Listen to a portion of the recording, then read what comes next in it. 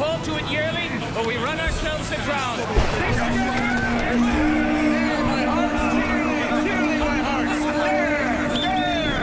Take in the topsail. Tend to the master's whistle. Blow till thou burst thy wind if room enough. Front boatswain, have care.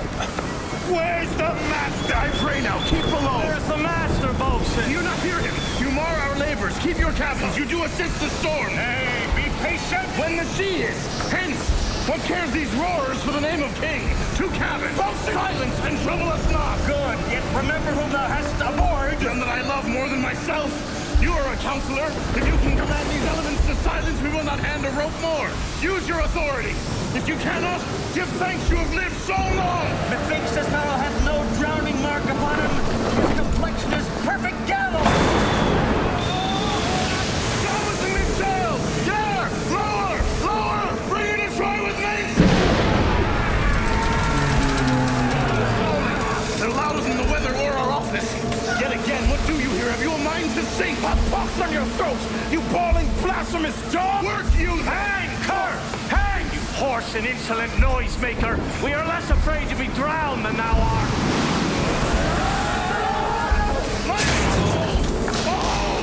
Lay her off to sea again! Lay her off! Let our mouths be cold! The king and prince at prayers. Let's assist them, for our peace is theirs. I am out of faith. We are merely cheated of our lives by Drunken. The wills above be done, yet I would fain die a dry death.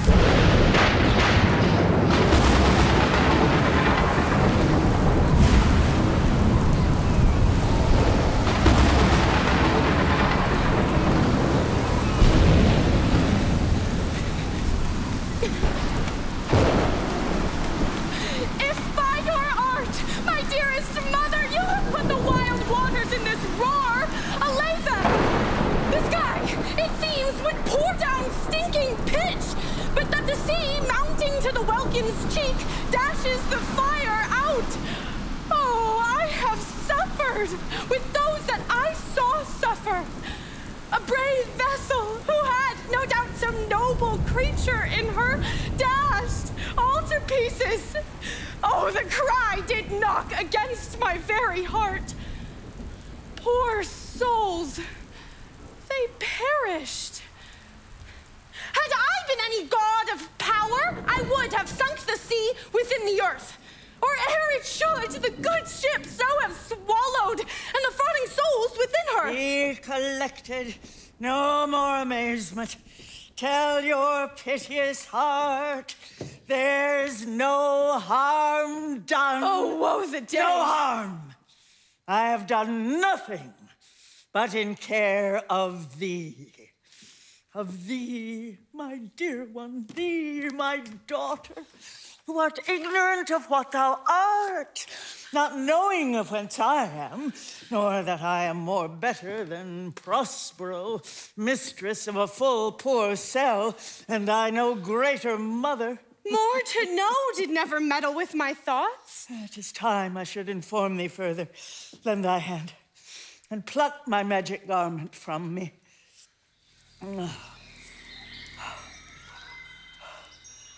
So, lie there, my art. Oh, wipe thou thine eyes. Have comfort.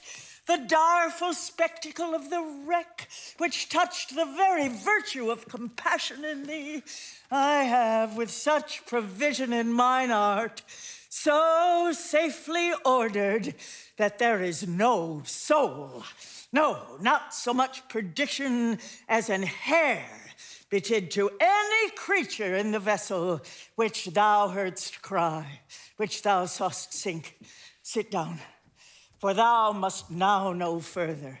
You have often begun to tell me what I am, but stopped and left me to a bootless inquisition, concluding, stay, not yet. The hour is now come. The very minute bids thee ope thine ear. Obey and be attentive. Canst thou remember a time before we came unto this cell? I do not think thou canst, for then thou wast not out 3 years old. Certainly, ma'am, I can. By what? By any other house or person? Of anything the image tell me that hath kept with thy remembrance? 'Tis far off, and rather like a dream than an assurance that my remembrance warrants. Had I not 4 or 5 women once that tended me? Thou hast, and more, Miranda. But how is it that this lives in thy mind? What seest thou else in the dark backward and abyss of time? If thou rememberest aught ere thou camest here, how thou camest here thou mayst. But that I do not. 12 years since, Miranda. 12 years since, thy mother was the Duchess of Milan, a prince of power. Ma'am, are not you my mother? I say thou art my daughter, and thy mother was the Duchess of Milan, and thou her only heir, and princess no worse issue. Oh, the heavens! What foul play had we that we came from thence? Or blessed was we did? Both, my girl. By foul play, as thou sayest, were we heaved thence, but blessedly hope hither. Oh, my heart bleeds to think of the grief that I have turned you to, which is from my remembrance. Please you, farther?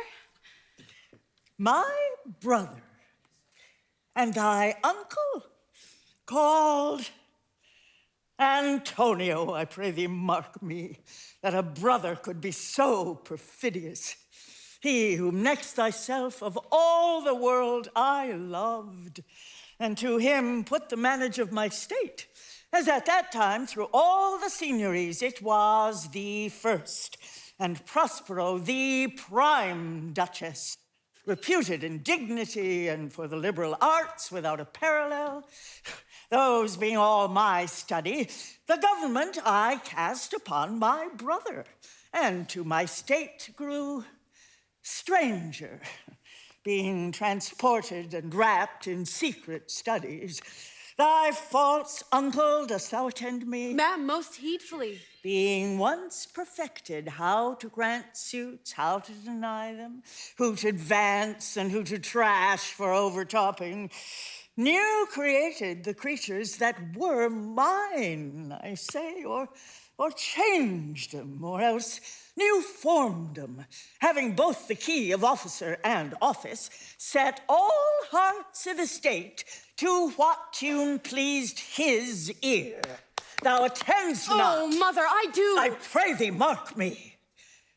I, thus neglecting worldly ends, all dedicated to my girl and the bettering of my mind, in my false brother awaked an evil nature, and my trust, like a good parent, did beget of him a falsehood in its contrary as great as my trust was, which had indeed no limit, a confidence sans bound. He being thus lorded, not only with what my revenue yielded, but what my power might else exact, like one who, having into truth by telling of it, made such a sinner of his memory, to credit his own lie, he did believe he was indeed the Duke, out of the substitution and executing the outward face of royalty with all prerogative. Hence his ambition growing, dost thou hear? Your tale, ma'am, would cure deafness. To have no screen between this part he played and him he played it for, he needs will be absolute villain. Me, poor thing, my library was dukedom large enough. Oh. Of temporal royalties, he thinks me now incapable. Confederates, so dry he was for sway, with the king of Naples, to give him annual tribute, do him homage, subject his coronet to his crown, and bend the dukedom, yet unbowed, alas, poor Millen, to most ignoble stooping. Oh, the heavens. Mark his condition and the event, then tell me if this might be a brother. I should sin to think but nobly of my grandmother. Good wombs have borne bad sons. Now the condition. This king of Naples, being an enemy to me inveterate, hearkens my brother's suit, which was that he, in lieu of the premises of homage and I know not how much tribute, should presently extirpate me and mine out of the dukedom and confer fair Millen with all the honors on my brother. Whereon a treacherous army levied, one midnight fated to the purpose, did Antonio open the gates of Millen, and in the dead of darkness, the ministers for the purpose hurried thence me and thy crying self. Alack, for pity! I not remembering how I cried out then, will cry it o'er again. It is a hint that rings mine eyes to it. Here a little further, and then I'll bring thee to the present business which now's upon us. Wherefore did they not that hour destroy us? Oh, well demanded, wench. My tale provokes that question. Dear, they durst not. So dear the love my people bore me, nor set a mark so bloody on the business, but with colors fairer painted their foul ends. In few, they hurried us aboard a bark, bore us some leagues to sea, where they prepared a rotten carcass of a butt, not rigged, nor tackle, sail, nor mast. The very rats instinctively have quitted. There they hoist us, to cry to the sea that roared to us, to sigh to the winds whose pity, sighing back again, did us but loving wrong. Alack, what trouble was I then to you? Oh, a cherubim thou wast, that did preserve me. Thou didst smile, infused with a fortitude from heaven, when I have decked the sea with drops full salt under my burden groaned, which raised in me an undergoing stomach to bear up against what should ensue. How came we ashore? By providence divine, some food we had and some fresh water that a noble Neapolitan, Gonzalo, out of his charity, who being that appointed master of this design, did give us, with rich garments, linens, stuffs, and necessaries, which since have steadied much. So of his gentleness, knowing I loved my books, he furnished me from mine own library with volumes that I prize above my dukedom. Would I might but ever see that man. Now I arise, sit still, and hear the last of our sea sorrow. Here, in this island, we arrived, and here have I, thy schoolmistress, made thee more profit than other princes can, that have more time for vainer hours and tutors not so careful. Heavens, thank you for it. And now I pray you, ma'am, for still 'tis beating in my mind, your reason for raising this sea storm. Oh, no, thus far forth. By accident, most strange, bountiful fortune now, my dear lady, hath mine enemies brought to this shore. And by my prescience, I find my zenith doth depend upon a most auspicious star, whose influence, if now I court not, but omit, my fortunes will ever after droop. Here, cease more questions. Thou art inclined to sleep. 'Tis a good dullness, and give it way. I know thou canst not choose.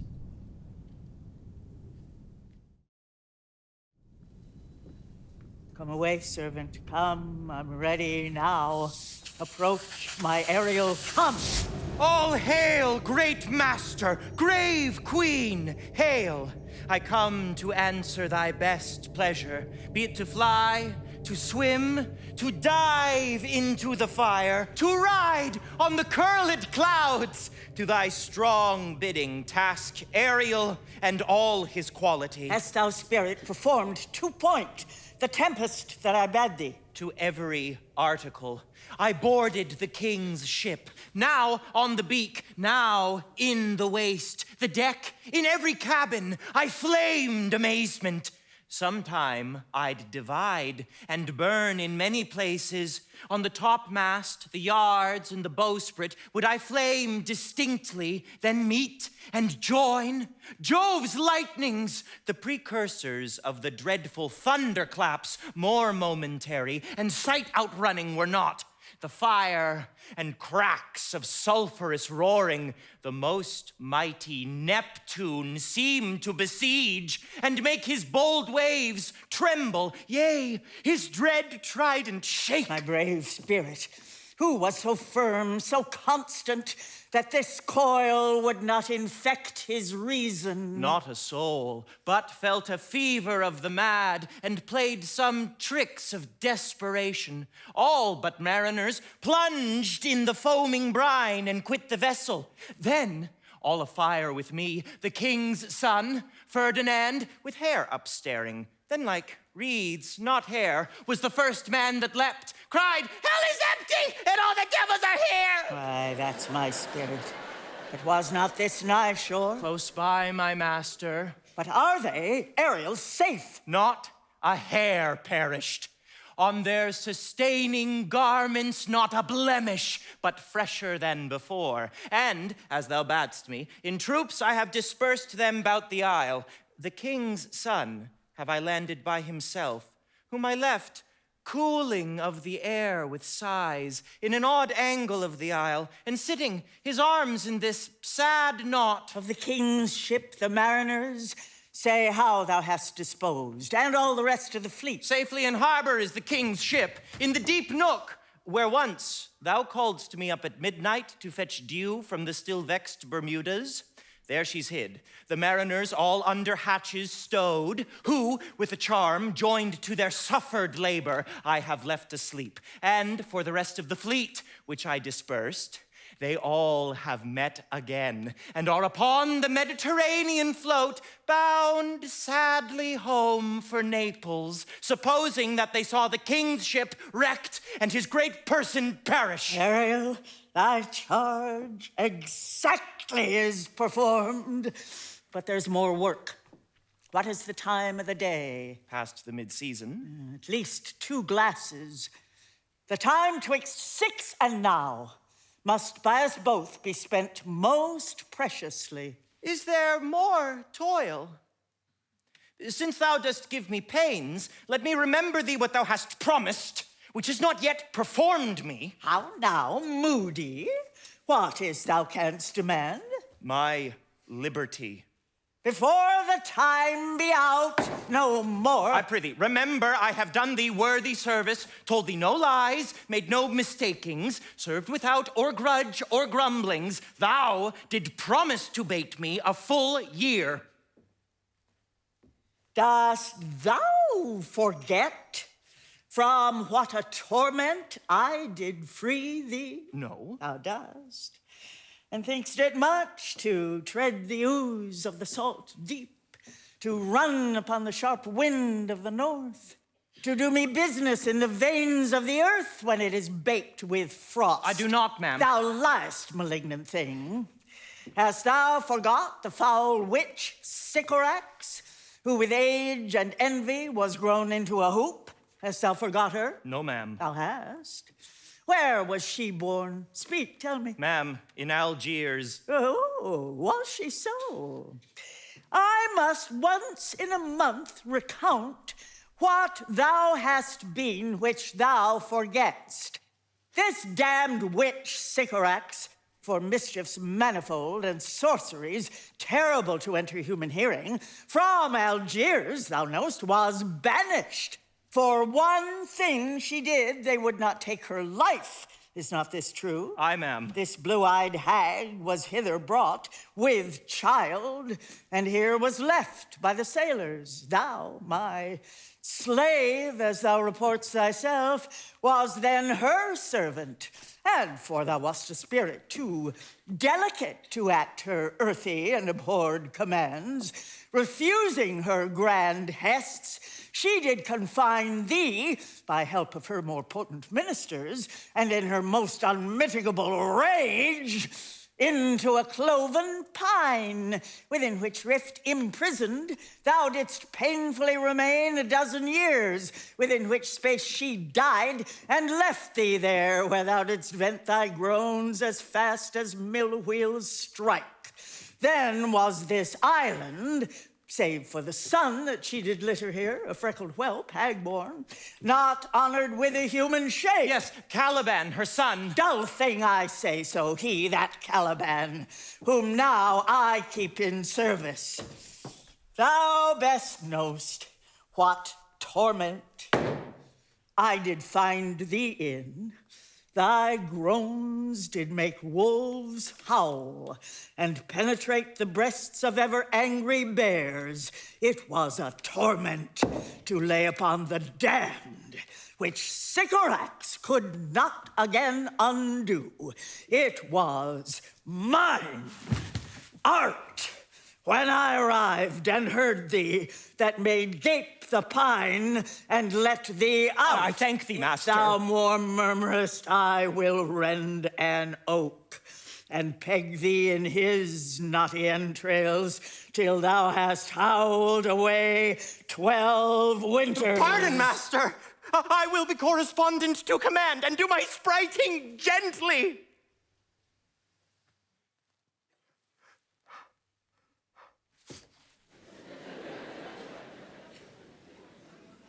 Do so.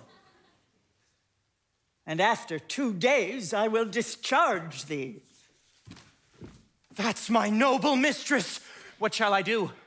Say what? What shall I do? Go.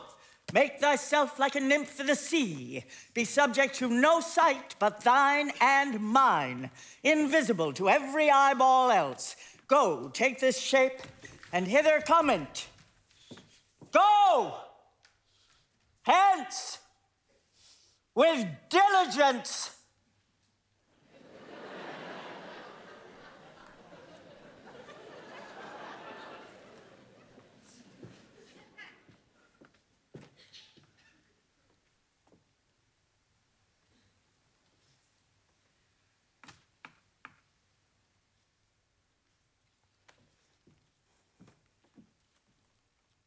Awake, dear heart, awake.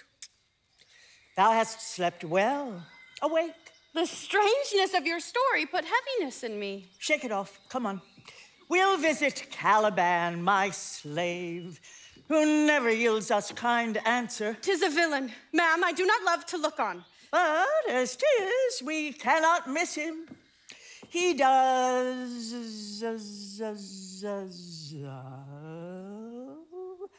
make our fire, fetch in our wood, and serves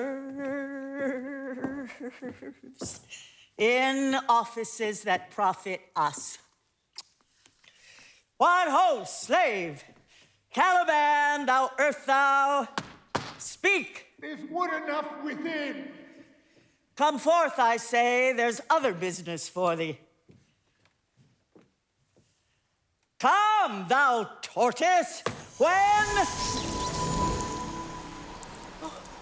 Fine apparition, my quaint Ariel, hark in thine ear. My queen, it shall be done. Thou poisonous toad, got by the devil himself upon thy wicked dam, come forth! As wicked dew, as ere my mother brushed with raven's feather from unwholesome fen, drop on you both. A southwest blow on ye, and blister you all o'er. For this be sure tonight thou shalt have cramps, side stitches, that shall pen thy breath up. Thou shalt be pinched as thick as honeycomb, each pinch more stinging than bees that made 'em. I must eat my dinner. This island's mine, by Sycorax, my mother, which thou takest from me. When thou camest first, thou strokest me and made much of me, would give me water with berries in it, and teach me how to name the bigger light, and how the less that burn by day and night. And then I loved thee, and showed thee all the qualities of the isle, the fresh springs, brine pits, barren place, and fertile. Cursed be I that did so. All the charms of Sycorax, toads, beetles, bats, light on you. For I am all the subjects that you have, which first was mine own king. And here you stymie in this hard rock, whiles you do keep from me the rest of the island. Thou most lying wretch, whom stripes may move, not kindness, I have used thee, filth as thou art, with humane care, lodged thee in mine own cell, till thou didst seek to violate the honor of my child. Oh, would it had been done. Thou didst prevent me. I had peopled else this isle with Calibans. Abhorrent brute, which any print of goodness wilt not take, being capable of all ill. I pitied thee, took pains to make thee speak, taught thee each hour one thing or other. When thou didst not know thine own meaning, I endowed thy purposes with words that make them known. But thy vile mind, though thou didst learn, had that into which good natures could not abide to be with. Therefore wast thou deservedly confined into this rock, who hast deserved more than a prison. You taught me language, and my profit on it is I know how to curse. The red plague rid you for learning me your language. Get thee hence. Fetch us in fuel, and be quick, thou art best to answer other business. Shrugg'st thou malice? If thou neglect'st or dost unwillingly what I command, I'll rack thee with old cramps, fill all thy bones with aches, make thee roar, that beasts shall tremble at thy din. No, pray thee, I must obey. Her art is of such power it would control my dam's god Setebos and make a vassal of him. Hagseed, hence.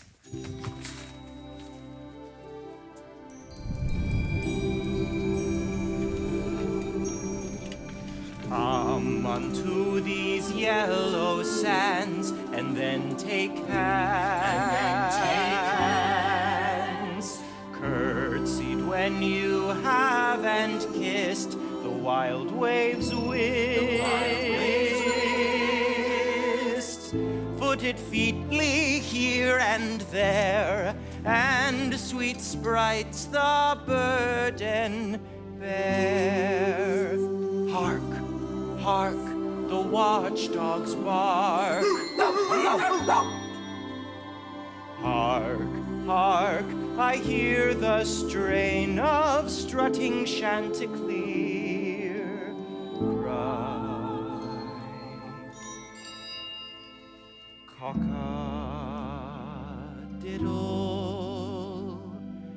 doo. Where should this music be? In the air, the earth? It sounds no more. And sure it waits upon some god of the island.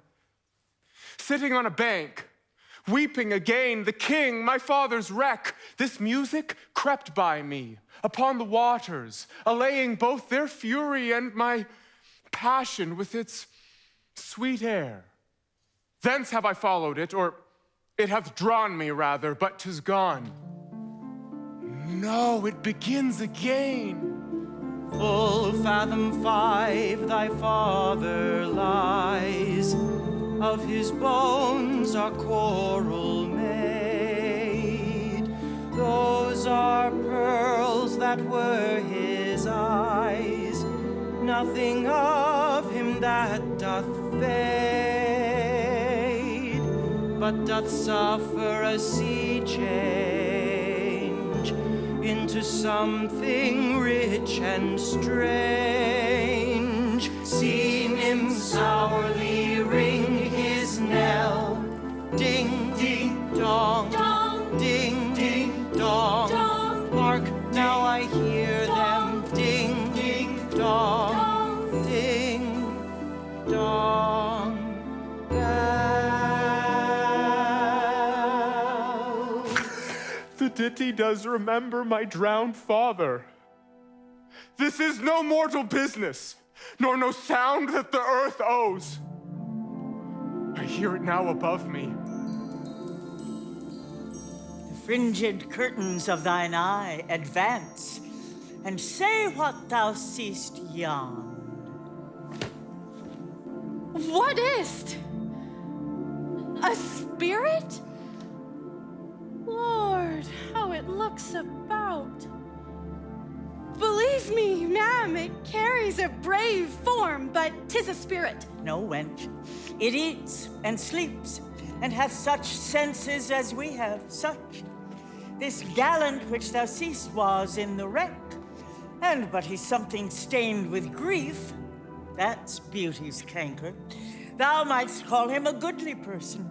He hath lost his fellows and strays about to find them. I might call him a thing divine, for nothing natural I ever saw so noble. It goes on, I see, as my soul prompts it. Spirit, fine spirit, I'll free thee within 2 days for this.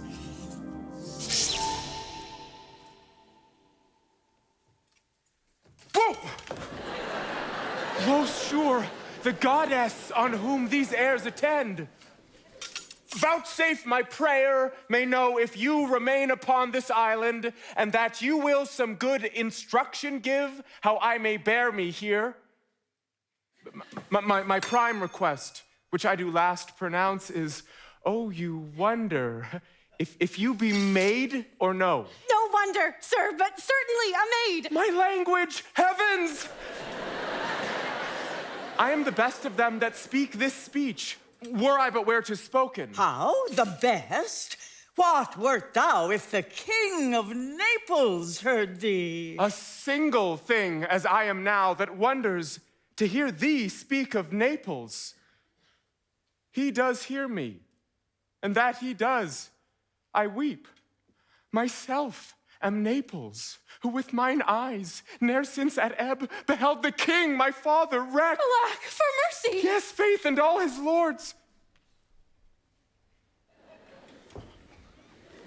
At the first sight they have changed eyes. A word, good sir, I fear you have done yourself some wrong. A word! Why speaks my mother so ungently? This is the second man that e'er I saw. The first that e'er I sighed for. Pity moved my mother to be inclined my way. Oh, if a virgin and your affection not gone forth, I'll make you the queen of Naples. Soft, sir! One word more. Oh, they are both in either's powers. But this swift business I must uneasy make, lest too light winning make the prize light. One word more. I charge thee that thou attend me. Thou dost here usurp the name thou owest not, and hast put thyself upon this island as a spy to win it from me, the queen aunt. No, as I'm a man. There's nothing ill can dwell in such a temple. If the ill spirit hath so fair a house, good things will strive to dwell with. Follow me, speak not you for him, he's a traitor. Come, I'll manacle thy neck and feet together. Sea water shalt thou drink, thy food shall be the fresh brook mussels, withered roots, and husks wherein the acorn cradled. Follow. No. I will resist such entertainment till mine enemy has more power. Oh, dear mother, make not too rash a trial of him, for he's gentle and not fearful. What? I say, my foot, my tutor, put thy sword up, traitor, who makes a show, but darest not strike, thy conscience is so possessed with guilt. Come from thy stance, for I can here disarm thee with this stick, and make thy weapon drop. Beseech you, mother! Hands hang not on my garments. Ma'am, have pity. I'll be his surety. Silence! One word more shall make me chide thee, if not hate thee. What? An advocate for an impostor? Hush! Thou thinkst there is no more such shapes as he, having seen but him and Caliban, foolish wench. To the most of men, this is a Caliban, and they to him are angels. My affections are then most humble. I have no ambition to see a goodlier man. Come on, obey. Thy nerves are in their infancy again and have no vigor in them. So they are. My spirits, as in a dream, are all bound up. My father's loss, the weakness which I feel, the wreck of all my friends, nor this woman's threats to whom I am subdued, are but light to me. Might I but through my prison once a day behold this maid? All corners else of the earth let liberty make use of. Space enough have I in such a prison. It works. Come on, thou hast done well, fine Ariel. Follow me, hark what thou else shalt do me. Be of comfort. My mother's of a better nature, sir, than she appears by speech. This is unwonted which now came from her.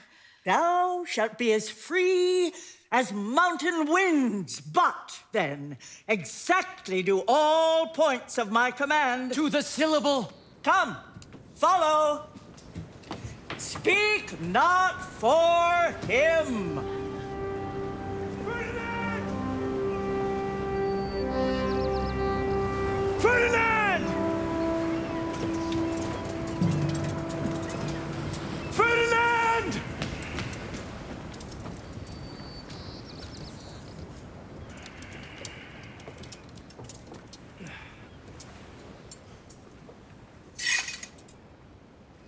Beseech you, sir, be merry. You have cause, so have we all, of joy, for our escape is much beyond our loss. Our hint of woe is common. Every day some sailor's wife has just our theme of woe. But for the miracle, our preservation, few in millions could speak like us. Then wisely, good sir, weigh our sorrow with our comfort. Prithee, peace. He receives comfort like cold porridge. The counselor will not give him more so. Look, he's winding up the watch of his wit. By and by, it will strike. Sir, One, tell. when every grief is entertained that's offered, comes to the entertainer, $1. dolour comes to him indeed. You have spoken truer than you purposed. You have taken it wiselier than I meant you should. Therefore, my lord, I prithee, spare. well, I've done. But yet, He will be talking. Which of he or Adrian, for a good wager, first begins to crow? The old cock. The cockerel. Done, the wager. A laughter. A match. Though this island seem to be desert, So you're paid? uninhabitable and almost inaccessible, Yet? He could not miss. it must needs be of Subtle, tender, and delicate Temperance. Temperance was a delicate wench. Aye, and as subtle as he most learnedly delivered. The air breathes upon us here most sweetly. As if it had lungs and rotten ones. Or as 'twere perfumed by a fen. Here's everything advantageous to life. True, save means to live. Of that there's none or little. How lush and lusty the grass looks, how green. The ground indeed is tawny. With an eye of green in't. Oh, he misses not much. No, he doth but mistake the truth totally. But the rarity of it is, which is indeed almost beyond credit, as many vouched rarities are, that our garments, being as they were drenched in the sea, are now as fresh as when we put them on first in Afric, at the marriage of the king's fair daughter Claribel to the king of Tunis. 'Twas a sweet marriage, and we prosper well in our return. Tunis was never graced before with such a paragon for their queen. Not since Widow Dido's time. Widow Dido, said you? You make me study of that. She was of Carthage, not of Tunis. This Tunis, sir, was Carthage. Carthage? I assure you, Carthage. What impossible matter will he make easy next? So we were talking that our garments seem now as fresh as when we were at Tunis at the marriage of your daughter, who is now queen. And the rarest that e'er came there. Is not, sir, my doublet as fresh as the first day I wore it? I mean, in a sort. Well, that sort was well fished for. When I wore it at your daughter's marriage. You cram these words into my ears against the stomach of my sense. Would I had never married my daughter there. For coming thence, my son is lost. And in my sight, she too, who is so far from Italy removed, I ne'er again shall see her. O thou, mine heir of Naples and of Milan, what strange fish hath made his meal on thee? Sir, he may live. I saw him beat the surges under him and ride upon their backs. He trod the water whose enmity he flung aside and breasted the surge most swoln that met him. His bold head above the contentious waves he kept, and oared himself with his good arms in lusty stroke to the shore. I doubt not he came alive to land. No. No, he's gone. Sir, you may thank yourself for this great loss. Thou wilt not bless our Europe with your daughter, and she is now quite banished from your eye, who hath cause to wet the grief on. Prithee, peace! You were kneeled to and importuned otherwise by all of us, and the fair soul herself. We have lost your son, I fear, forever. Milan and Naples have more widows in them of this business-making than we bring men to comfort them. The fault's your own. So is the dearest of the lost. My Lord Sebastian, the truth you speak doth lack some gentleness and time to speak it in. You rub the sore when you should bring the plaster. Very well. Most surgically. It is foul weather in us all, good sir. When you are cloudy. Foul weather? Very foul. Had I plantation of this isle, my lord, and were the king on't, what would I do? Escape being drunk for want of wine. In the Commonwealth, I would by contraries execute all things. For no kind of traffic would I admit. No name of magistrate. Letters should not be known. Riches, poverty, use of service, none. Contract, succession, born, bound of land, tilth, vineyard, none. No sale of metal, corn, or wine, or oil. No occupation. All men idle, all. And women too. But innocent and pure. No sovereignty. Yet would he be king on. The latter end of his commonwealth forgets the beginning. All things in common nature should produce without sweat or endeavor. Treason, felony, sword, pike, knife, gun, or need of any engine would I not have. But nature should bring forth of its own kind, all foison, all abundance to feed my innocent people. No marrying among his subjects? None, man, all idle, whores and knaves. I would with such perfection govern, sir, to excel the golden age. Save his majesty! Long live Gonzalo! And, do you mark me, sir? Prithee, no more. Thou dost talk nothing to me. I do well believe, your highness. And did it to minister occasion to these gentlemen who are of such sensible and nimble lungs that they always use to laugh at nothing. 'Twas you we laughed at. Who in this kind of merry fooling am nothing to you, so you may continue and laugh at nothing still. What a blow was there given? Nay, my lord, be not angry. No, I warned you, I will not adventure my discretion. So, wait till will you laugh me asleep? For I am very heavy. Go sleep and hear us. What? All so soon asleep? I wish mine eyes would with themselves shut up my thoughts. I find they're inclined to do so. Please you, sir, do not omit the heavy offer of it. It seldom visits sorrow. When it doth, it is a comforter. We too, my lord, will guard your person while you take your rest and watch your safety. Thank you. Wondrous. Heavy. What a strange drowsiness possesses them. It is the quality of the climate. Why doth it not then our eyelids sink? I find not myself disposed to sleep. Nor I. My spirits are nimble. They fell together all as by consent. They dropped as by a thunderstroke.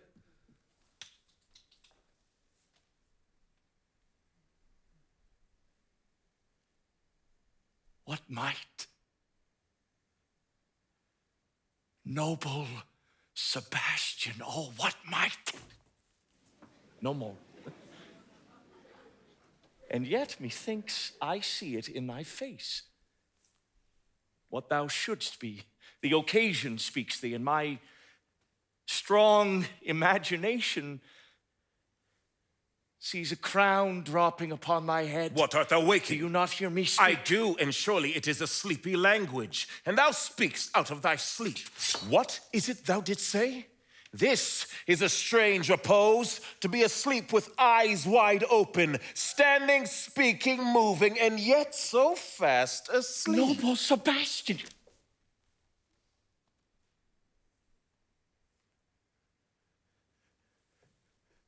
Thou lett'st thy fortune sleep. Die, rather, winkst whilst thou art waking. Thou dost snore distinctly. There's meaning in thy snore. I am more serious than is my custom. You must be so too, if heed me, which to do trebles the oar. Well, I am standing water. I will teach you how to flow. Do so. To ebb hereditary sloth instructs me. I knew how you the purpose cherish was, thus you mock it. How in stripping it you more invested. Ebbing men indeed most often do so, near the bottom run by their own fear or sloth. For thee say on. The setting of thine eye and cheek proclaim a matter from thee, and a birth indeed, which trows thee much to yield. Thus, sir, although this lord here hath almost persuaded the king his son's alive, 'tis as impossible that he's undrowned as he that sleeps here swims. I have no hope that he is undrowned. Oh, out of that no hope, what great hope have you? Will you grant with me that Ferdinand is drowned? He's gone. And tell me, who is the next heir of Naples? Claribel. She that is queen of Tunis. She that dwells 10 leagues beyond man's sense. She that from Naples can have no note at all. She that from whom we were all sea swallowed.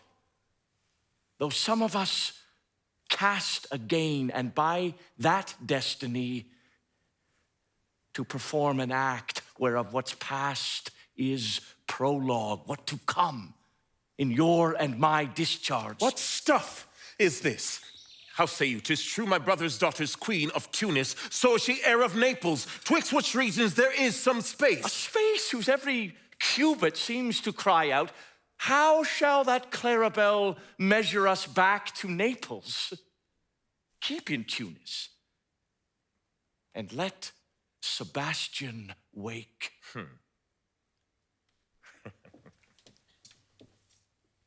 Say this were death which now hath seized them.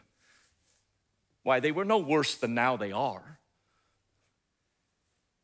There be those can rule Naples as well as he that sleeps, lords that can prate as amply and unnecessarily as this Gonzalo. Oh, that you bore the mind that I do. What a sleep were this for your advancement. Do you understand me? Methinks I do. And how does your content tender your own good fortune? I remember you did supplant your sister, Prospero. True. And look how well my garments sit upon me. Much feater than before. My sister's servants were then my fellows. Now they are my men. But for your conscience. Aye, sir, where lies that? If 'twere a kibe, 'twould put me to my slipper, but I feel not this deity in my bosom. Here lies your brother, no better than the earth he lies upon. If he were that which now he's like, that's dead, whom I with this obedient steel 3 inches of it can lay to bed forever. Whiles you doing thus to the perpetual wink, for I might put this ancient morsel, this Sir Prudence, who should not upbraid our course. For all the rest, they'll take suggestion as a cat laps milk. They'll tell the clock to any time that we say befits the hour. Thy case, dear friend, shall be my precedent. As thou gott's milling, I'll come by Naples. Draw thy sword. One stroke shall free thee from the tribute which thou payest, and I, the king, shall love thee. Draw together. And when I rear my hand, do you the like, and fall it upon Gonzalo.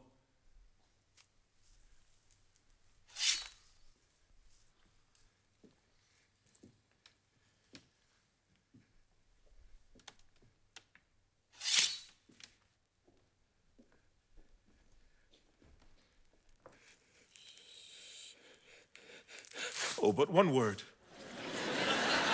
My mistress, through her art, foresees the danger that you, her friend, are in, and sends me forth, for else her project dies, to keep them living. Whiles you here do sleeping lie, open-eyed conspiracy, his time doth take. If of life you keep a care, shake off slumber and beware. Awake, awake! Let us both be sudden. Now, good angels, preserve the king! What? Now! Whoa! Awake!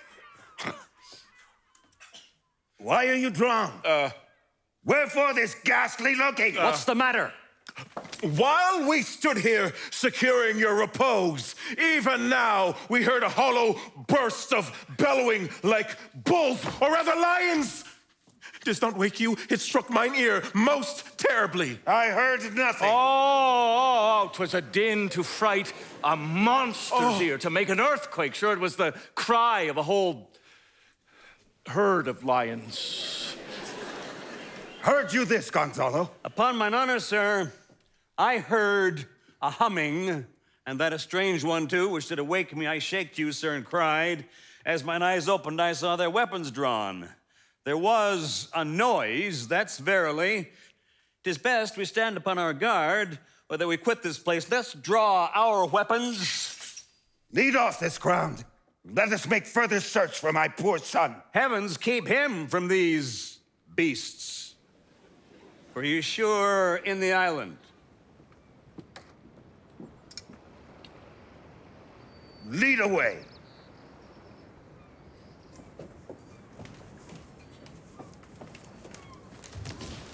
Prospero, my queen, shall know what I have done. So, king, go safely on to seek thy son.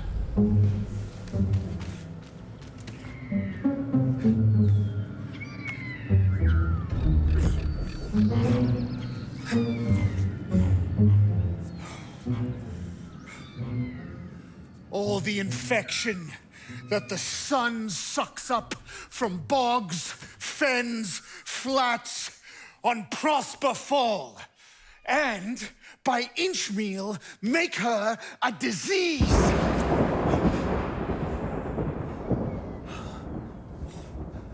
Spirits, hear me. Yet I needs must curse. But they'll nor pinch, nor fright me with urchin shows, pitch me in the mire, nor lead me like a firebrand in the dark out of my way, unless she bid 'em. But for every trifle are they set upon me, sometime like apes that mow and chatter at me, and after bite me. Then like hedgehogs who lie tumbling in my barefoot way and mount their pricks at my footfall. Sometime am I all wound with adders who with cloven tongues do hiss me into madness.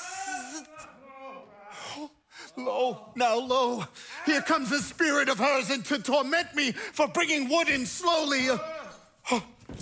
I'll fall flat. Perchance he will not mind me. Here's neither bush nor shrub to bear off any weather at all.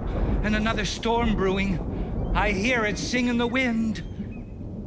Yon same black cloud, yon huge one, looks like a foul bombard that would shed his liquor. If it should thunder now as it did before, I know not where I should hide my head. Yon same cloud cannot choose but fall by pailfuls.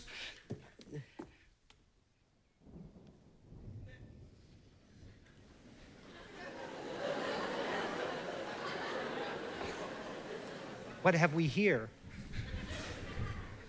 A man or a fish? Dead or alive?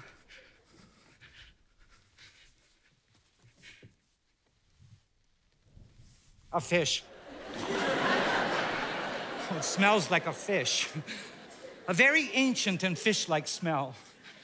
A kind of not of the newest salt cod. A strange fish. Were I in England now, as once I was, and had but this fish displayed, not a holiday fool there, but would give a piece of silver, there would this monster make a man. Any strange beast there makes a man. When they will not give a doit to relieve a lame beggar, they will lay out 10 to see a dead fish man thing. Legged like a man, and his fins like arms. Warm, oh my troth. I do now let loose my opinion, hold it no longer. This is no fish, but an islander that hath lately suffered by a thunderbolt. The storm has come again. My best way is to creep under his gabardine.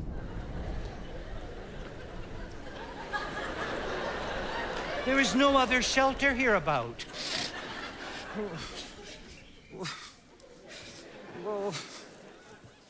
Oh.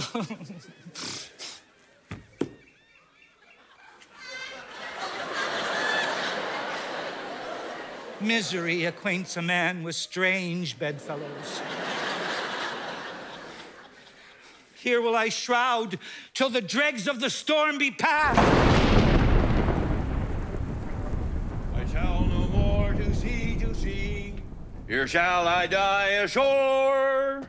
I shall no more to sea. Here shall I die ashore. Here shall I die ashore.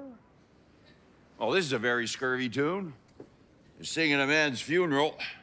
Well, here's my comfort.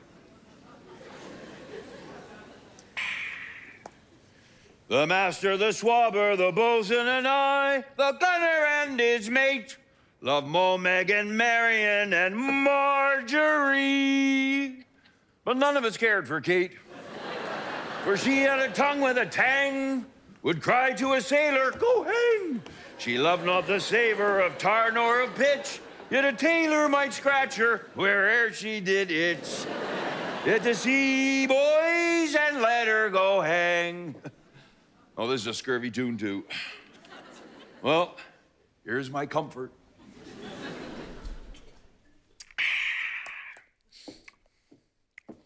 Oh.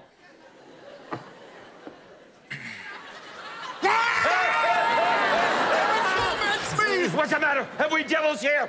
Do you put tricks on us with savages, huh? Well, I have not escaped drowning to be afeard now of your forelegs. But it had been said as proper a man as ever went on 4 legs cannot make him give ground, and it shall be said so again while Stefano breathes at nostrils. Ah, do not torment me! Well, this is some monster of the Isle with 4 legs. With God, as I take it, a fever. Where the devil should he learn our language? I'll give him some relief if it be but for that. If I can recover him and keep him tame and get him to Naples, he's a present for any emperor. Do not torment me, I prithee. I'll bring my wood home faster. He's in his fit now and does not talk after the wisest. He shall taste of my bottle. If he have never drunk wine before, will come near to remove his fit. If I can recover him and keep him tame, I shall not take too much for him, but he shall pay for him that hath him, and that soundly. Thou dost me yet but little hurt. Thou wilt anon. I know it by thy trembling. Now Prosper works on thee.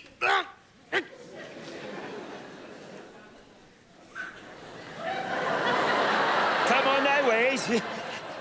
Open your mouth.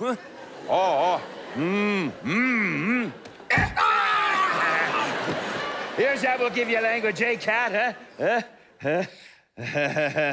Open your mouth, huh? Oh, this will shake your shaking, I can tell you, and that soundly, huh? You cannot tell who's your friend, huh? Come on, open thy chops again. I should know that voice. It should be, but he is drowned and these are devils. Oh, defend me. 4 legs and 2 voices.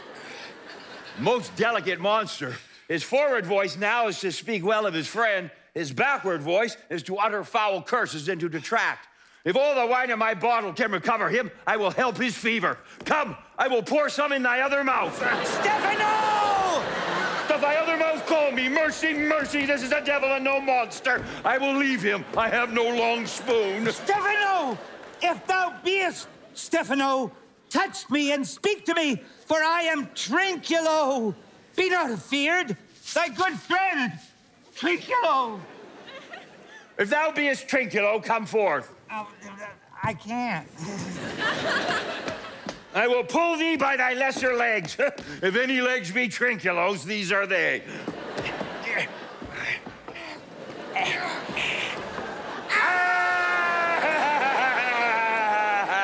Thou art very Trinculo indeed. How camest thou to be the turd of this mooncalf? Can he vent Trinculos? I took him to be killed by a thunderstroke. But art thou not drowned, Stefano? I hope thou art not drowned. Is the storm overblown? I hid me under the dead mooncalf's gabardine for fear of the storm. And art thou living, Stefano? Oh, Stefano, two Neapolitans escaped. I prithee, do not turn me about. My stomach is not constant. No.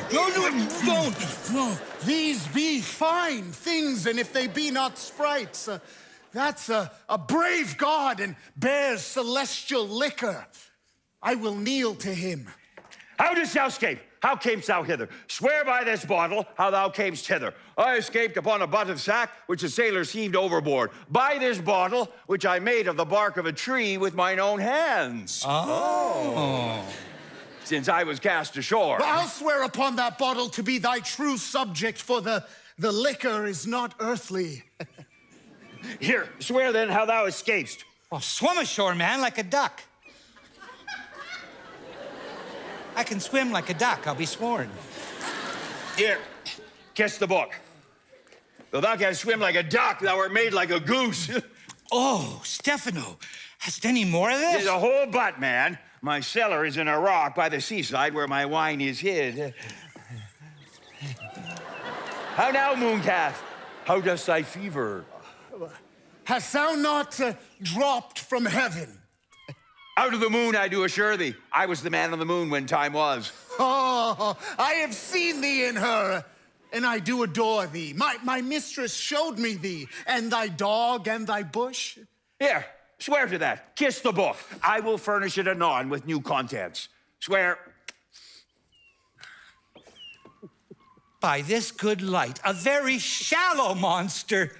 I afeard of him, a very weak monster. The man in the moon, a most poor, credulous monster. A well-drawn monster, in good sooth. I will show thee every fertile inch of the island. And I will kiss thy foot. I prithee, be my god. By this light, a most perfidious and drunken monster. When God's asleep, he'll rob his bottle. I'll kiss thy foot. I'll swear myself thy subject.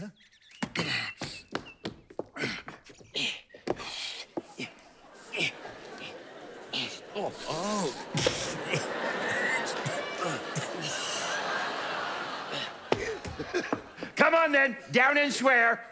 I shall laugh myself to death at this puppy-headed monster, a most scurvy monster. I could find it in my heart to beat him. Come, kiss. But that the monster's in drink, an abominable monster.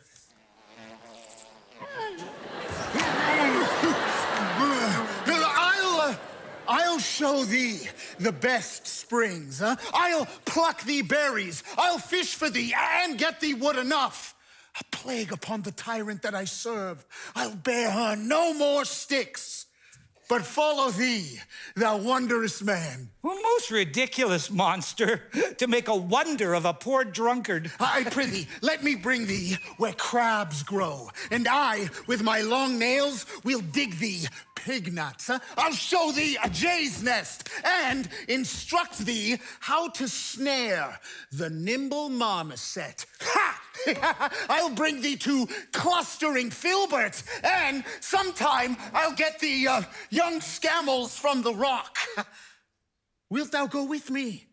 I prithee, lead the way without any more talking. Trinculo, the king and all his company, else being drowned, we will inherit here. Here, bear my bottle. Fellow Trinculo, we shall fill him by and by again. Farewell, master. Farewell. Farewell!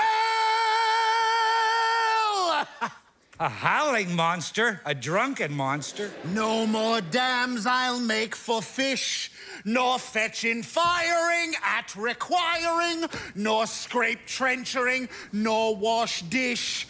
Ban, ban, Caliban. Caliban, get a new master.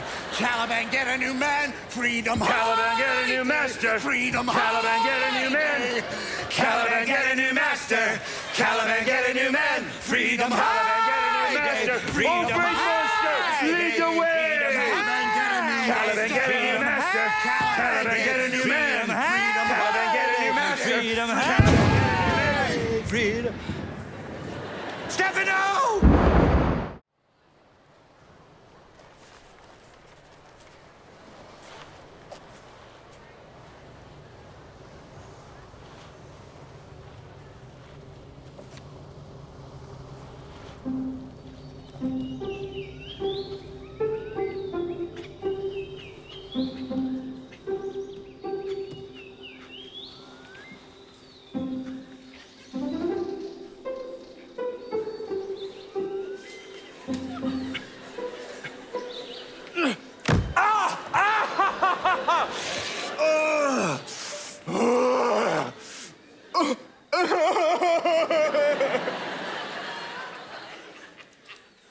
There be some sports are painful, and their labor delight in them sets off. Some kinds of baseness are nobly undergone, and most poor matters point to rich ends. This, my mean task, would be as heavy to me, as odious, but the mistress which I serve quickens what's dead and makes my labors pleasures. Oh, she is 10 times more gentle than her mother's crab. And she's composed of harshness. I must remove some thousands of these logs and pile them up upon a sore injunction. My sweet mistress weeps when she sees me work and says, such baseness had never like executor. I forget, but these sweet thoughts do even refresh my labors, most busiliest when I do it. Alas! Now pray you, work not so hard. I would the lightning had burnt up those logs that you were enjoined to pile. Pray, set it down, and rest you. When this burns, 'twill weep for having wearied you. My mother is hard at study. Pray now rest yourself, she's safe for these 3 hours. Oh, most dear mistress, the sun will set before I shall discharge what I must strive to do. If you'll sit down, I'll bear your logs the while. Pray, give me that. I'll carry it to the pile. No, precious creature.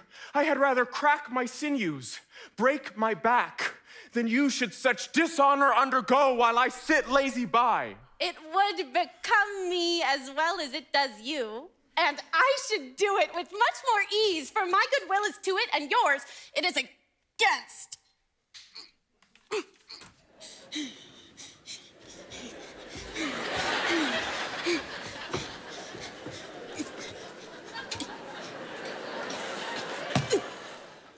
Poor worm, thou art infected.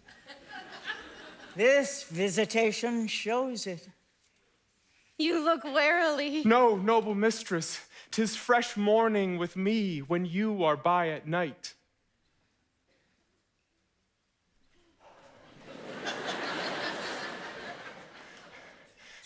I do beseech you, chiefly that I might set it in my prayers. What is your name? Miranda. Oh, my mother, I have broke your hest to say so. Admired Miranda. Indeed, the top of admiration, worth what's dearest to the world. Full many a lady I have eyed with best regard, and many a time the harmony of their tongues hath into bondage brought my too diligent ear. For several virtues have I liked several women. Never any was so full soul, but some defect in her did quarrel with the noblest grace she owed, and put it to the foil. But you, oh, you, so perfect and so peerless are created of every creature's best. I do not know one of my sex. No woman's face remember, save my dear mother's, and from my glass mine own. Nor have I seen more that I may call men than you, good friend. How features are abroad, I am skillless of. But by my modesty, the jewel in my dower, I would not wish any companion in the world but you. Nor can imagination form a shape besides yourself to like of. But I prattle something too wildly, and my mother's precepts I therein do forget. I am, in my condition, a prince, Miranda. I do think a king. I would not so, and would no more endure this wooden slavery than to suffer the flesh fly blow my mouth. Hear my soul speak. The very instant that I saw you, did my heart fly to your service. There resides to make me slave to it, and for your sake am I this patient logman. Do you love me? O heaven, O earth, bear witness to this sound, and crown what I profess with kind event, if I speak true, if hollowly invert what best is boded me to mischief, I, beyond all limit of what else in the world, do love, prize, honor you. I am a fool to weep at what I'm glad of. Fair encounter of two most rare affections. Heavens rain grace on that which breeds between them. Wherefore weep you? At mine unworthiness, that dare not offer what I desire to give, but much less take what I shall die to want. But this is trifling, and all the more it seeks to hide itself, the bigger bulk it shows. Hence, bashful cunning, and prompt me plain and holy innocence. I am your wife, if you will marry me. If not, I'll die your maid. To be your fellow, you may deny me, but I'll be your servant, whether you will or no. My sovereign, dearest, and I thus humble ever.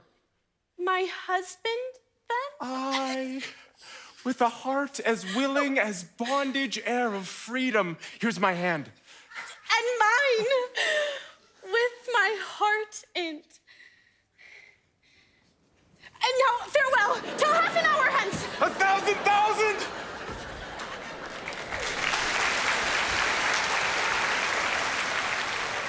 So glad of this as they I cannot be, who are surprised withal. But my rejoicing at nothing can be more. I'll to my book, for yet ere supper time, I must perform much business appertaining.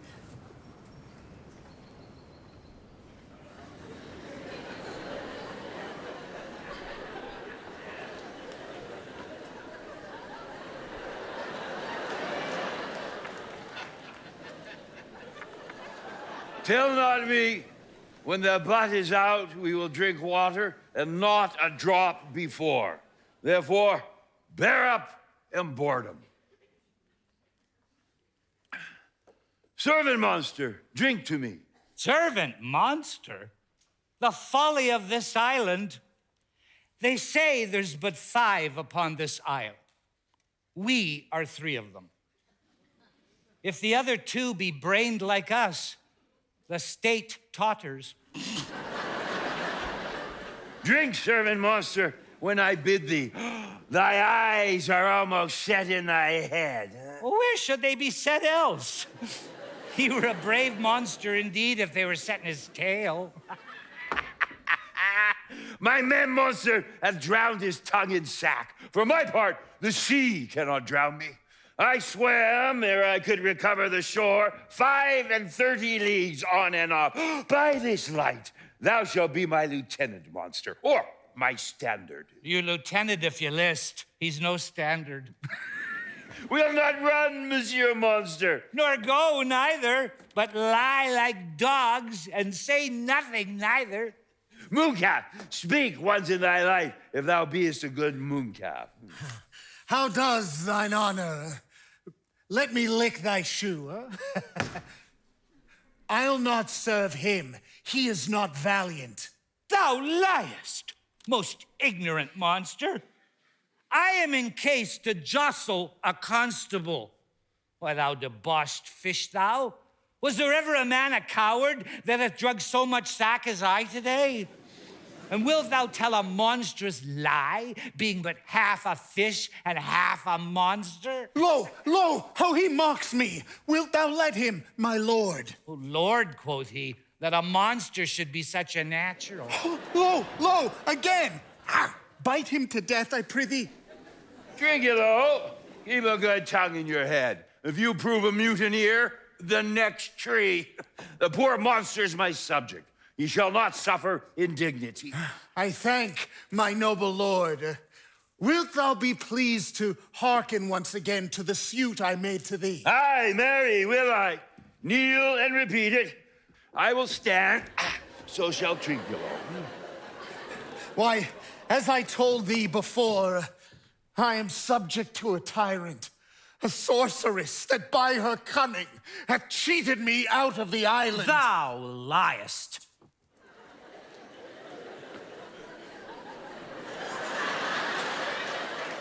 Thou liest, thou jesting monkey, thou! I would my valiant master would destroy thee. I do not lie. Trinculo, if you trouble him any more in his tail, by this hand I will supplant some of your teeth. Why, I said nothing. Mum then, no more. Proceed. I say, by sorcery she got this isle. From me she got it. Now, if thy greatness will revenge it on her, for I know thou darest, but this thing dare not. Oh, that's most certain. Well, thou shalt be lord of it, and I will serve thee. Well, how now shall this be compassed? Canst thou bring me to the party? Yea, yea, my lord. I'll yield her thee asleep, where thou mayest knock a nail into her head. Thou liest, thou canst not.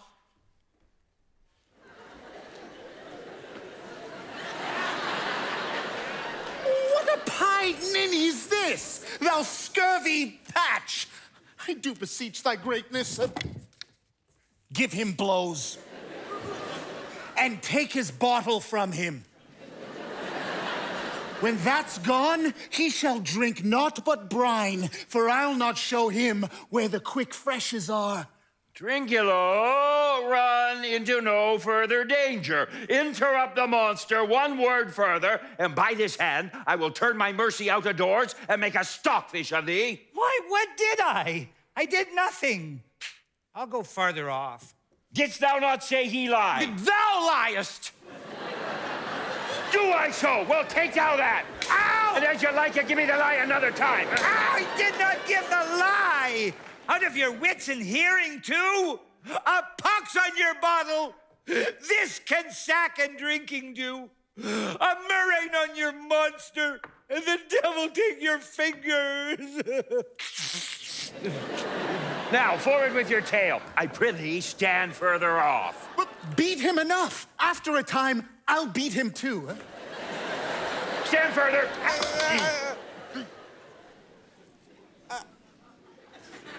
Proceed. As I told thee before, 'tis a custom with her in the afternoon to sleep. Now there, thou mayest brain her, having first seized her books, or with a log batter her skull, or punch her with a stake, or cut her weazened with thy knife. Remember first to possess her books, for without them she's but a sot as I am, and hath not one spirit to command. For they all do hate her as rootedly as I. Burn but her books. She has brave utensils, for so she calls them, which when she has a house, she'll deck withal. And that, most deeply to consider, is the beauty of her daughter. She herself calls her a non-pariah. I never saw a woman but only Sycorax, my dam, and Prospero, and she as far surpasseth both of them, as greatst does least. Is it so, brave a lass? Aye, my lord. She will become thy bed, I warrant, and bring thee forth a brave brood. Monster, I will kill this woman. Her daughter and I will be king and queen, save our graces, and Trinculo and thyself shall be viceroys. Dost thou like the plot, Trinculo?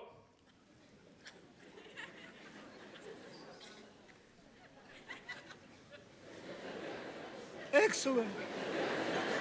Give me thy hand. I'm sorry that I beat thee. But as you live, keep a good tongue in your head. Ah! Within this half hour will she be asleep. Wilt thou destroy her then? Aye, on mine honor. This will I tell my mistress. Oh, thou makes me merry. I am full of pleasure. Let us be jocund. Will you troll the catch you taught me but a while? At thy request, monster, I will do reason, any reason. Come on, Trinculo, let us sing. Flout 'em and cout 'em and scout 'em and flout 'em and thought is free. Thought is free. Flout 'em and cout 'em and scout 'em and flout 'em and thought is free. Thought is free. Flout 'em and cout 'em and scout 'em and flout 'em and thought is free. Thought is free. No, that's not the tune. What is this same? This is the tune of our catch, played by the picture of nobody. If thou beest a man, show thyself in thy likeness. If thou beest a devil, do as thou list. Oh, forgive me my sins! He that dies pays all debts. I defy mercy upon us. Art thou afeard? Oh, no, monster, not I. Be not afeard. The isle is full of noises, sounds, and sweet airs that give delight and hurt not. Sometime 1,000 twangling instruments will hum about mine ears, and sometime voices that if I then waked after long sleep, will make me sleep again. And then, in dreaming, the clouds methought would open and show riches ready to drop upon me. And when I waked, I cried to dream again. Well, this shall prove a brave kingdom to me, where I can have my music for nothing. When Prospero is destroyed. That shall be by and by. I remember the story. The sound is going away. Let's follow it and after do our work. Lead on, monster. We'll follow. I would I could see this taborer. He lays it on. Will come. I'll follow, Stefano!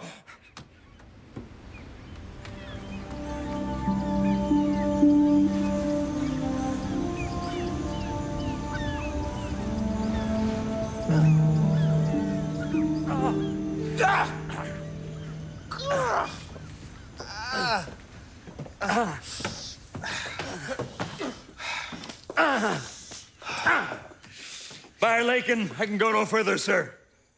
My old bones ache. Here's a maze trod indeed through forthrights and meanders. By your patience, I needs must rest to me. Old Lord, I cannot blame thee, who am myself attached with weariness to the dulling of my spirits. Sit down and rest.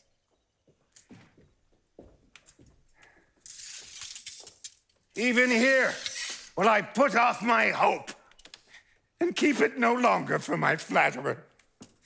He is drowned, whom must we stray to find, and the sea mocks our frustrate search on land. Well, let him go.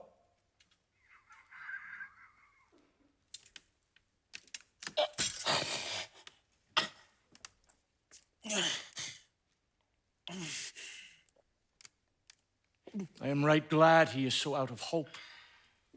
Do not for one repulse forgo the purpose that you resolve to effect. The next advantage will we take through. Let it be tonight! For now they are oppressed with travail. They will not, nor cannot use such vigilance as when they are fresh. I say tonight, no more. What harmony is this? My good friends, hark! Marvelous, sweet music. Give us kind, keep us heavens. What are these? If in Naples I should report this now, would they believe me? If I should say I saw such islanders for certes, these are people of the island, who though they are of monstrous shape, yet note their manners are more gentle kind than of our human generation you shall find many, nay almost any. Honest Lord, thou hast said well. For some of you there present are worse than devils. I cannot too much muse such shapes, such gestures, such sounds expressing, though they want the use of tongues, a kind of excellent dumb discourse. Well, they vanished strangely. No matter, since they have left their vines behind. For we have stomachs. Will it please you taste of what is here? Not I. Faith, sir, you need not fear. When we were boys, who would believe that there were mountaineers dewlapped like bulls, whose throats had hanging at them wallets of flesh, or that there were such men whose heads stood in their breasts, which now we find. I will stand to and feed, although my last, no matter, since I feel the best is past. Brother, my lord the Duke, stand to and do as we.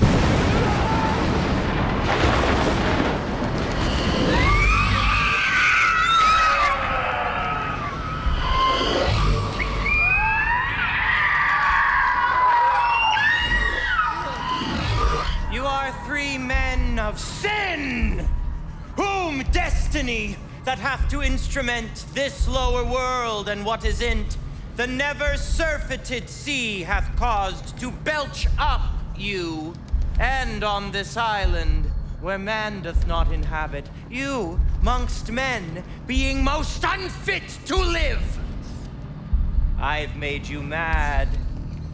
And even with such like valor, men hang and drown their proper selves. You fools! I and my fellows are ministers of fate. The elements, of whom your swords are tempered, may as well wound the loud winds, or with the mocked-at staff Ariel, the still closing waters has diminished one dowel that's in our plume. My fellow ministers are like invulnerable. If you could hurt, your swords are now too massy for your strengths and will not be uplifted. But remember, for that's my business to you, that you three from Milan did supplant good Prospero, exposed unto the sea, which hath requited her and her innocent child, for which foul deed the powers delaying, not forgetting, have incensed the seas and shores, yea, all the creatures against your peace. Thee, of thy son, Alonso, they have bereft, and do pronounce by me lingering perdition, worse than any death can be at once, shall step by step attend you and your ways.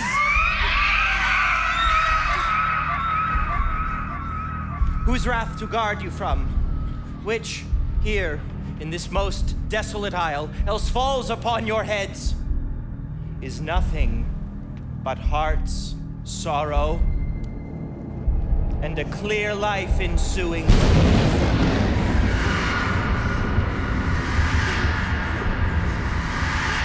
Bravely the figure of this Harpy hast thou performed, my Ariel.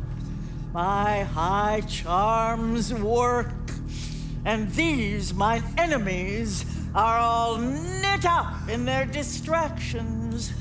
They now are in my power, and in these fits I leave them. In the name of something holy, sir, why stand you in this strange stare? Oh, it is monstrous! Monstrous! Methought the billows spoke and told me of it. The winds did sing it to me, and the thunder, that deep and dreadful organ pipe, pronounced the name of Prosper. It did base my trespass. Therefore my son in the ooze is bedded, and I will seek him, deeper than air plummets sounded, and with him there lie mudded. But one fiend at a time, they'll fight their legions on! I'll be thy second! All three of them are desperate. Their great guilt, like poison given to work a great time after, now begins to bite the spirits. I do beseech you that are of suppler joints, follow them swiftly, and hinder them from what this ecstasy may now provoke them to. Follow, I pray you!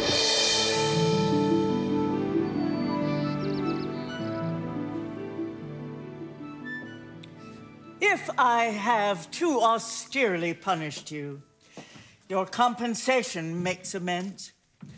For I have given you here a third of mine own life, or that for which I live. All thy vexations were but my trials of thy love, and thou hast strangely stood the test. Here afore heaven, I ratify this my rich gift. Oh, Ferdinand, do not smile at me that I boast of her, for thou shalt find she will outstrip all praise and make it halt behind her. I do believe it against an oracle. Then here's my daughter. But if thou dost break her virgin knot, before all sanctimonious ceremonies may with full and holy rite be ministered, no sweet aspersion shall the heavens let fall to make this contract grow, but barren hate, sour-eyed disdain, and discord shall bestrew the union of your bed with weeds so loathly that you shall hate it, both. Therefore take heed, as Hymen's lamps shall light you. As I hope, for quiet days, fair issue, and long life with such love as 'tis now. The murkiest den, the most opportune place, the strongest suggestion our worser genius can, shall never melt mine honor into lust, to take away the edge of that day's celebration. Fairly spoke. Sit then and talk with her. She is thine own.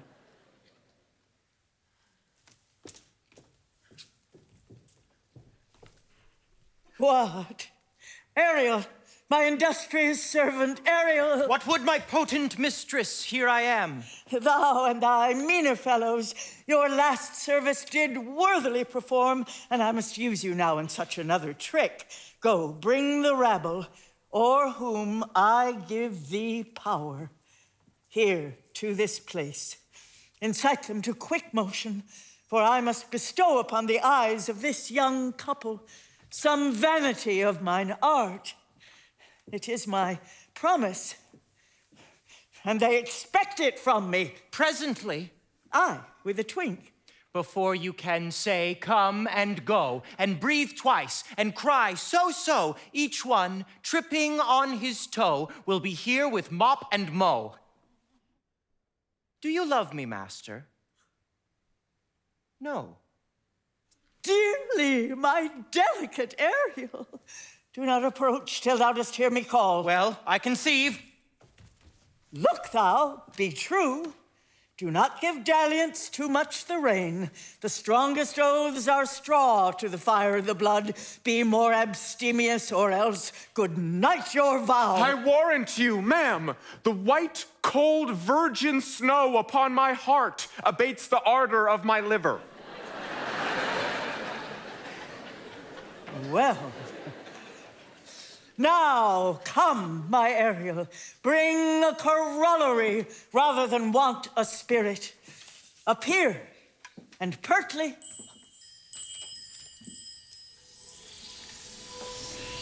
No tongue, all eyes, be silent.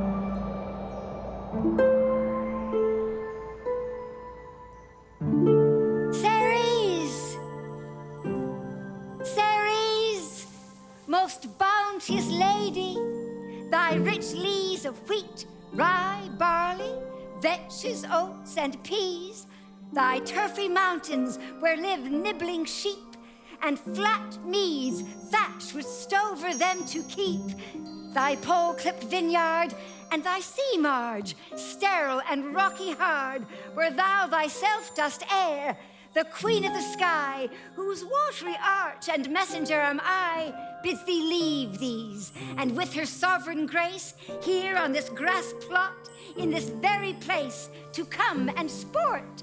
Her peacocks fly amain. Approach, rich Ceres, her to entertain. Hail, many-colored messenger, that ne'er dost disobey the wife of Jupiter, who, with thy saffron wings upon my flowers, diffusest honey drops, refreshing showers, and with each end of thy blue bow dost crown my bosky acres and my unshrubed down. Rich scarf to my proud earth, why hath thy queen summoned me hither to this short-grassed green? A contract of true love to celebrate, and some donation freely to estate on the blessed lovers. Highest queen of state, great Juno comes. I know her by her gait. How does my bounteous sister? Join with me to bless this twain, that they may prosperous be and honored in their issue. Honor, riches, marriage, blessing, long continuance and increasing, hourly joys be still upon you. Juno sings her blessings on you. Earth's increase, voice in plenty, barns and garners never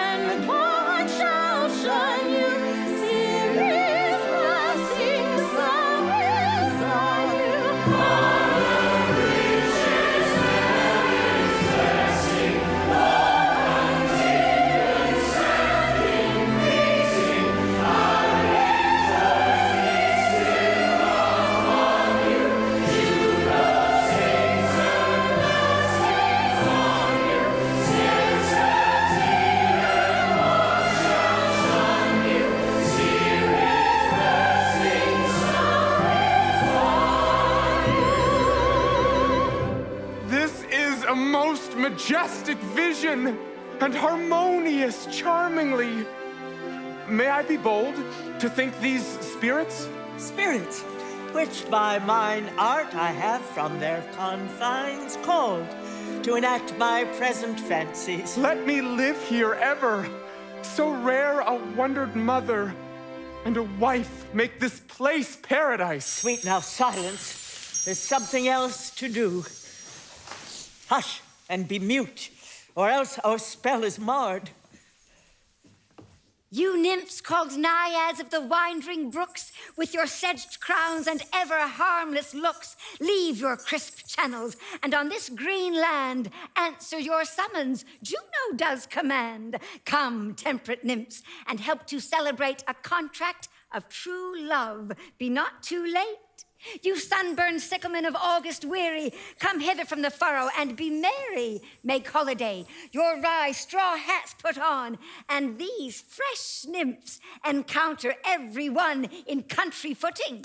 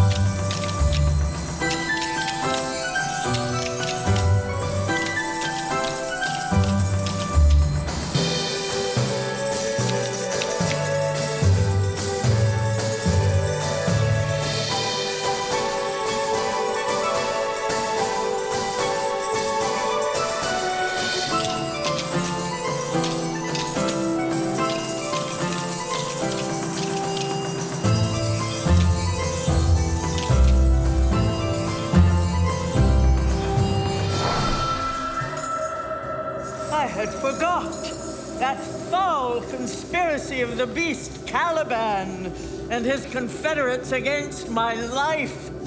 The minute of their plot is almost come. Well done. Avoid. No more. This is strange. Your mother's in some passion that works her strongly. Never, till this day, saw I her touched with anger so distempered. Oh, you do look, my son, in a moved sort, as if you were dismayed. Be cheerful, sir. Our revels now are ended, and these our actors, as I foretold you, were all spirits and are melted into air, into thin air. And like the baseless fabric of this vision, the cloud-capped towers, the gorgeous palaces, the solemn temples, the great globe itself, yea, all which it inherit, shall dissolve, and like this insubstantial pageant faded, leave not a rack behind. We are such stuff as dreams are made on, and our little life is rounded with a sleep. Sir, I'm vexed. Bear with my weakness, my old brain is troubled. Be not disturbed with my infirmity, if you be pleased. Retire into my cell and there repose. A turn or two I'll walk to still my beating mind. We wish your peace. Come, with a thought, I thank thee, Ariel, come. Thy thoughts I cleave to. What's thy pleasure?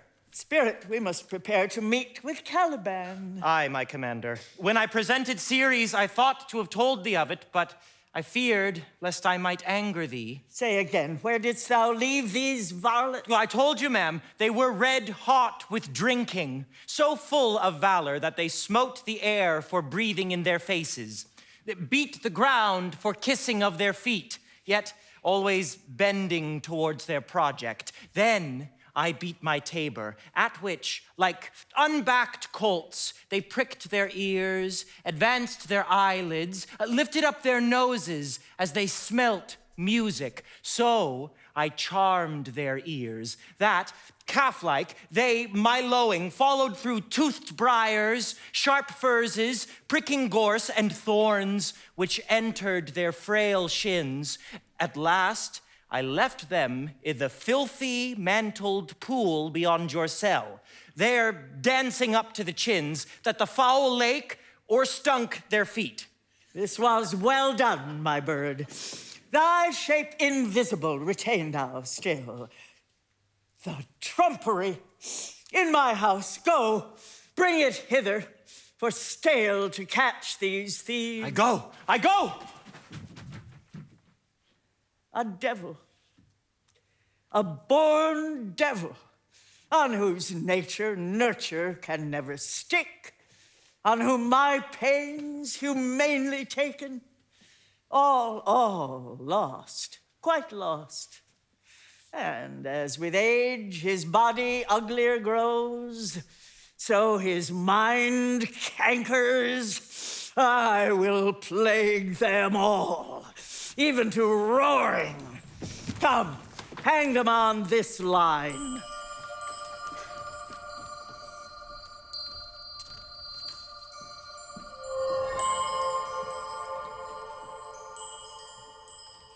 Pray you, tread softly, that the blind mole may not hear a footfall. We are now near her cell. Monster, your fairy, what you say is a harmless fairy, had done little better than play the jack with us. Monster, I do smell all horse piss. At the which my nose is in great indignation. So is mine too. You hear, monster? If I should take some displeasure against you, look you. Thou wert but a lost monster. Good, my lord, give me thy favor still. Be patient, for the prize I'll bring thee to shall hoodwink this mischance. Therefore, speak softly. All's hushed as midnight yet. Aye, but to lose our bottles in the pool. There is not only disgrace and dishonor in this monster, but an infinite loss. That's more to me than my wetting. And this is your harmless fairy monster. I will go fetch off my bottle, though I be your ears for my labor. Prithee, my king, be quiet. Seest thou here? This is the mouth of the cell. No noise, and enter. Do that good mischief which may make this island thine own forever. For I, thy Caliban, for I, thy footlicker. Give me your hand. I do begin to have bloody thoughts. Oh, King Stefano! Oh, Peer! Look what a wardrobe is here for thee. But let it alone, thou fool, it is but trash. Oh, monster, we know it belongs to a frippery. Ooh, King Stefano. Put off that gown, Trinculo. By this hand. I'll have that gown. Thy grace shall have it. Dropsy, drown this fool. What do you mean to dote thus on such luggage? Let it alone and do the murder first. If she wake from toe to crown, she'll fill our skins with pinches, make us strange stuff. Be you quiet, monster. Mistress Line, is not this my jerkin? Aye, we steal by line and level, and please your grace. I thank thee for that jest. Here's a garment for it, which shall not go unrewarded while I am king of this country. Lead by line and level as an excellent passive paint. Here's another garment for it. Come on, monster, put some lime on your fingers and away with the rest. Well, none of it. We shall lose our time and all be turned to barnacles or apes with foreheads villainous low.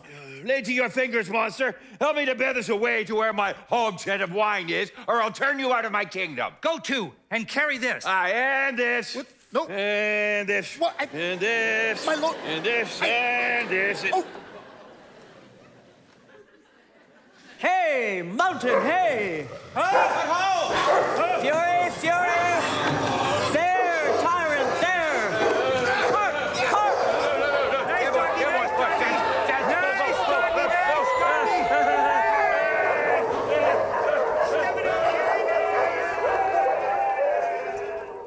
Go charge my goblins!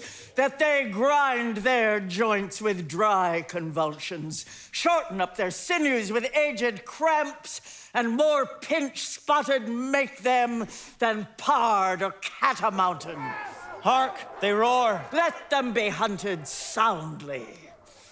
At this hour lies at my mercy all mine enemies.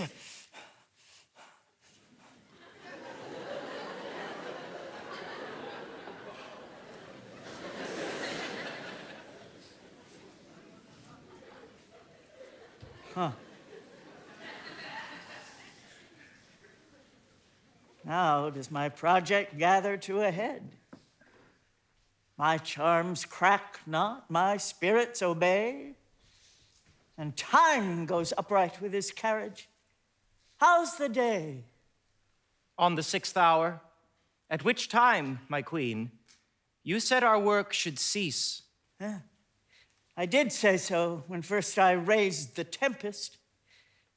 Say, my spirit, how fares the king and his followers?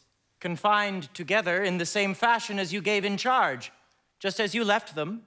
All prisoners, ma'am, in the line grove which weather fens your cell. They cannot budge till your release.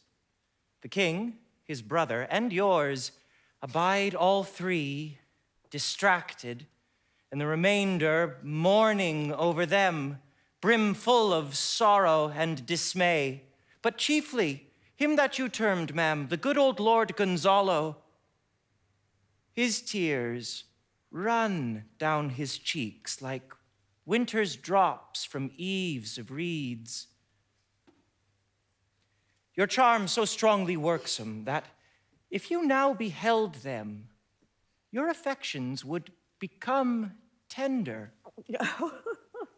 Dost thou think so, spirit? Mine would, ma'am, were I human.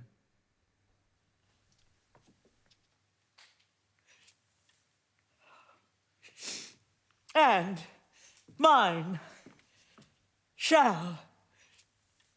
Hast thou, which art but air, a touch, a feeling of their afflictions, and shall not myself, one of their kind, that relish all as sharply passion as they, be kindlier moved than thou art? Though with their high wrongs I am struck to the quick, yet with my nobler reason gainst my fury do I take part. The rarer action is in virtue than in vengeance. They being penitent, the sole drift of my purpose shall extend. Not a frown further. Go, release them, Ariel. My charms I'll break. Their senses I'll restore, and they shall be...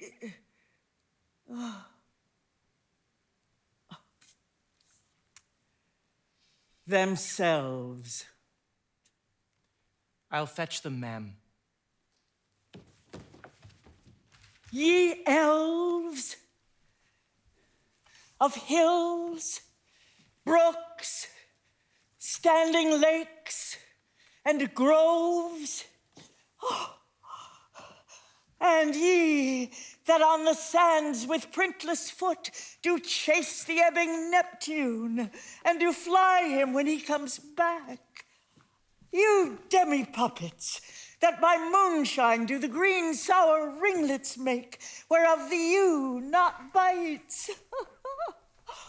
And you, whose pastime is to make midnight mushrooms that rejoice to hear the solemn curfew, by whose aid, weak masters though ye be, I have bedimmed the noontide sun, called forth the mutinous winds, and twixt the green sea and the azured vault set roaring war. To the dread rattling thunder have I given fire, and rifted Jove's stout oak with his own bolt. The strong-based promontory have I made shake, and by the spurs plucked up the pine and cedar. Graves at my command have waked their sleepers, oped, and led them forth by my so potent art. But this rough magic I here abjure. And when I have required some heavenly music, which even now I do, to work mine end upon their senses that this airy charm is for, I'll break my staff, bury it certain fathoms in the earth, and deeper than did ever plummet sound, I'll drown my book.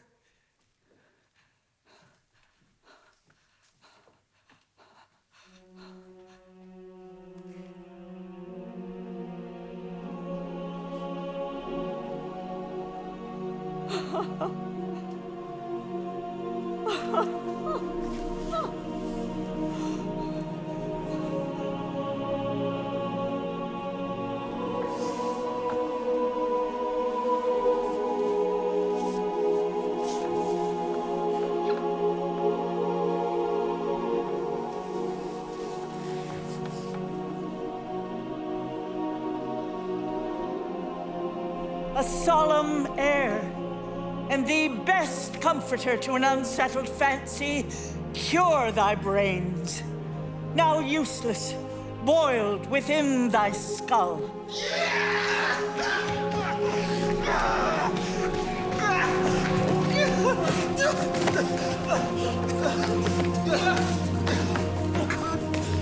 There stand, for you are spell stopped.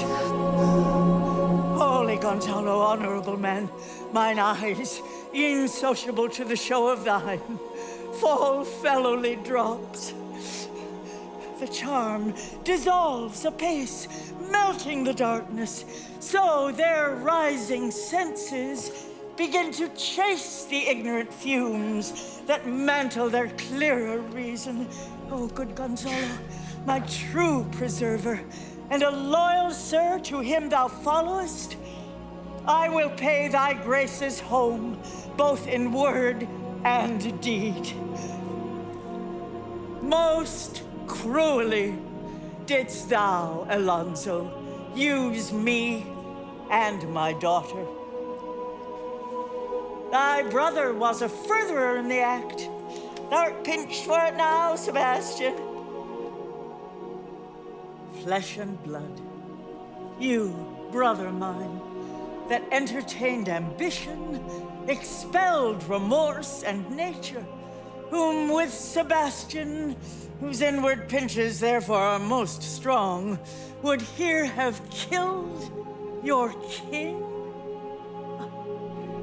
I do forgive thee, unnatural though thou art. Their understanding begins to swell, and the approaching tide will shortly fill the reasonable shore that now lies foul and muddy. Not one of them that yet looks on me or would know me, Ariel. Fetch me the crown and mantle in my cell. I will discase me and myself present as I was sometime Millen. Quickly, spirit, thou shalt ere long be free.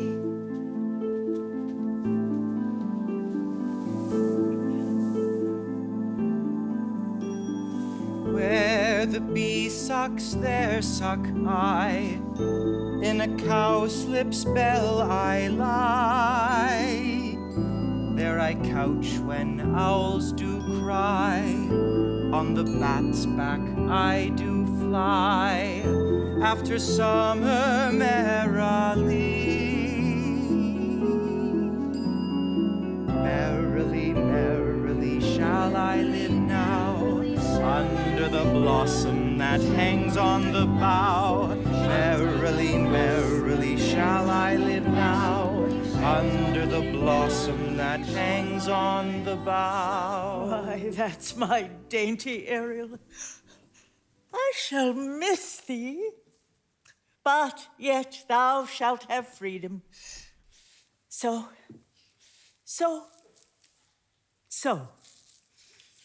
to the king's ship, invisible as thou art, there shalt thou find the mariners asleep under the hatches, the master and the boatswain being awake, and force them to this place.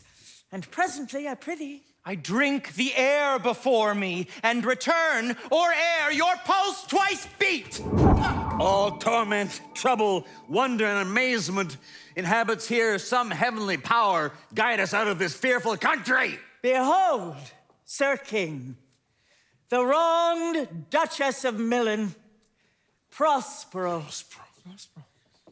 For more assurance that a living prince does now speak to thee, let me take thy hand, and to thee and thy company I bid a hearty welcome.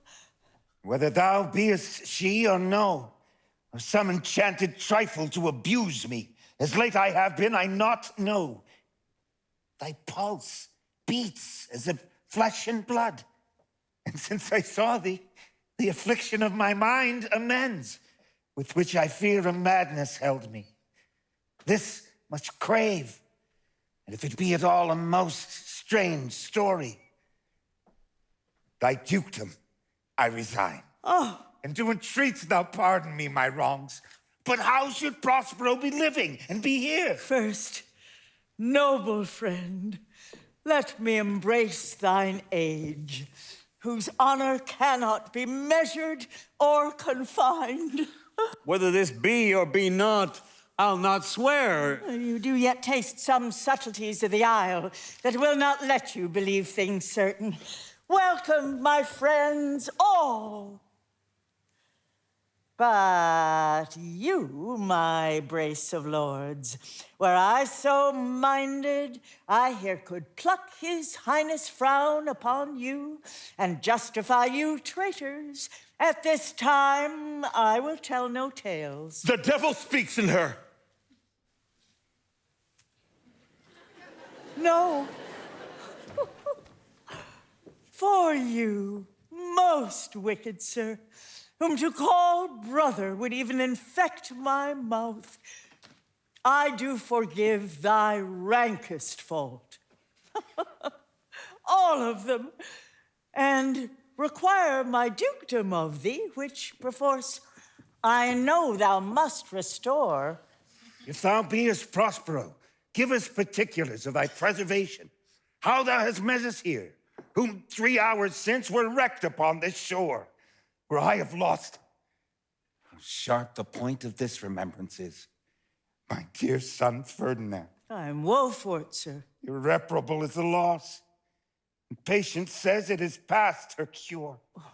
I rather think you have not sought her help, of whose soft grace for thee like loss, I have her sovereign aid and rest myself content. You, the like loss? As great to me as late, and supportable to make the dear loss, have I means much weaker than you may call to comfort you, for I have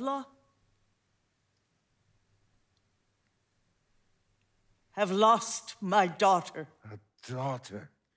Oh, heavens! That they were living, both in Naples, the king and queen there. That they were, I wish myself were mudded in that oozy bed where my son lies.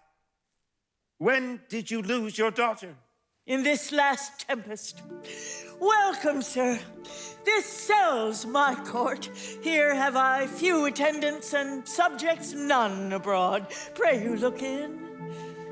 My dukedom, since you have given me again, I will requite you with as good a thing. At least bring forth a wonder to content ye as much as me, my dukedom. Sweet lord, you play me false. No, my dearest love, I would not for the world. Yes, for a score of kingdoms you should wrangle, and I would call it fair play. If this prove a vision of the island, one dear son shall I twice lose. A most high miracle. Though the seas threaten, They are merciful.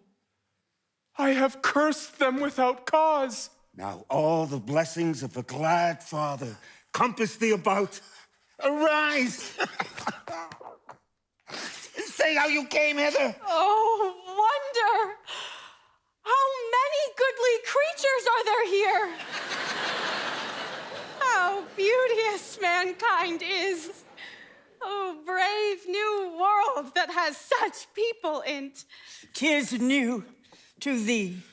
What is this maid with whom thou wast at play? Your eldest acquaintance cannot be 3 hours.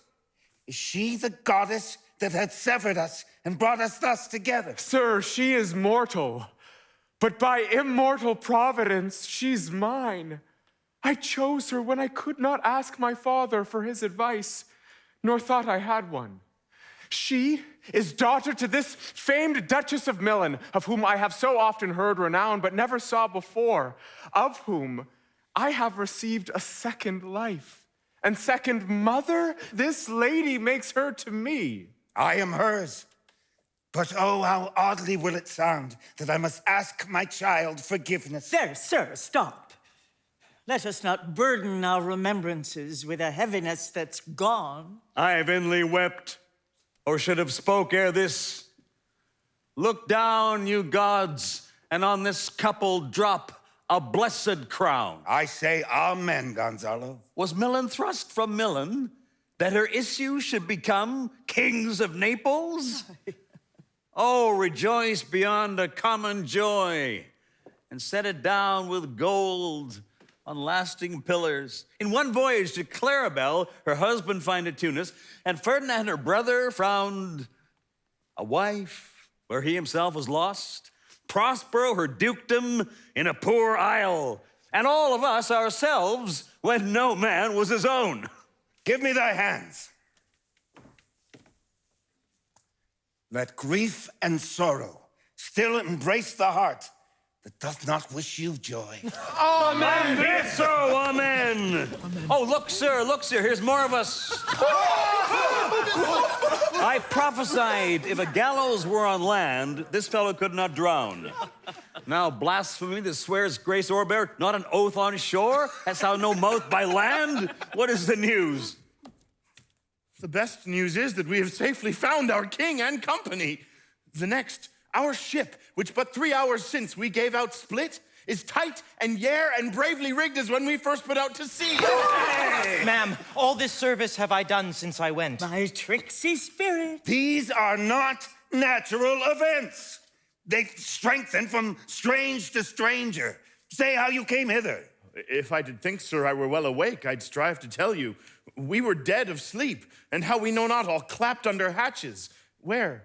But even now, with strange and several noises, we were awaked, straightway at liberty, wherein all our trim freshly beheld, our royal good and gallant ship, our master capering to eye her. On a trice, so please you, even in a dream, we were divided from them and brought moping hither. Was't well done? Bravely, my diligence, thou shalt be free. This is as strange a maze as e'er men trod. And there is in this business more than nature was ever conduct of. Some oracle must rectify our knowledge. Sir, my liege, do not infest your mind with beating on the strangeness of this business. At picked leisure, which shall be shortly, single I'll resolve you of every these happened accidents, till when be cheerful and think of each thing well. Come hither, spirit, set Caliban and his companions free, untie the spell. How fares my gracious sir? There are yet missing of your company some few odd lads that you remember not.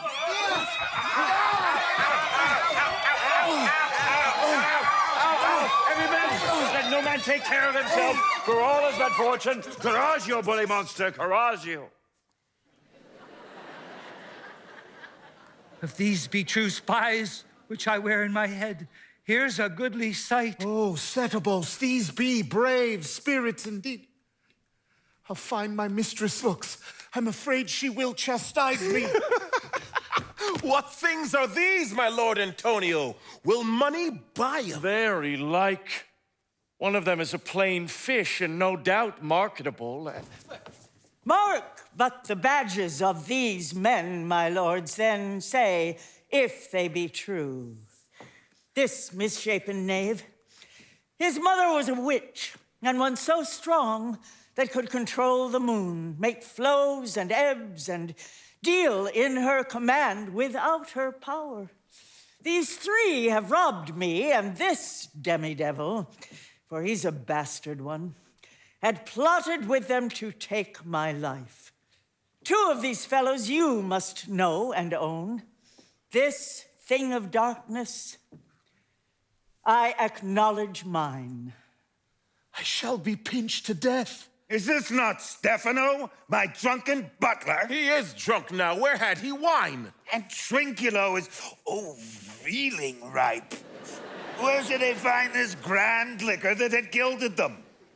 How camest thou in this pickle? I have been in such a pickle since I saw you last that I fear me will never out of my bones. I shall not fear fly blowing. How now, Stefano? Oh, touch not me. I am not Stefano, but a cramp. You'd be king of the Isle, Sirrah? Should have been a sore one then. This is as strange a thing as e'er I looked on. He's as disproportioned in his manners as in his shape. Go, Sirrah, to my cell. Take with you your companions. As you look to have my pardon, trim it handsomely. Aye, that I will. And I will be wise hereafter and seek for grace. What a thrice double ass was I to take this drunkard for a god and worship this dull fool. Go to, away.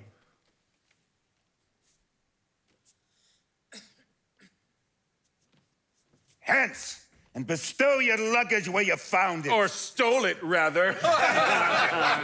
Sir, I invite your highness and your train to my poor cell, where you shall take your rest for this one night, and in the morn I'll bring you to your ship, and so to Naples, where I have hoped to see the nuptial of these our dear beloved solemnized, and thence retire me to my Milan, where every third thought shall be my grave. I long to hear the story of your life.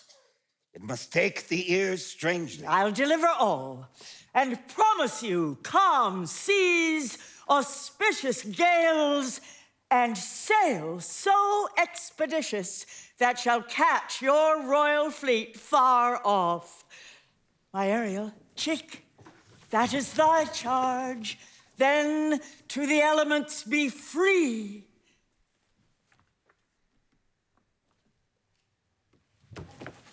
Fare thou well.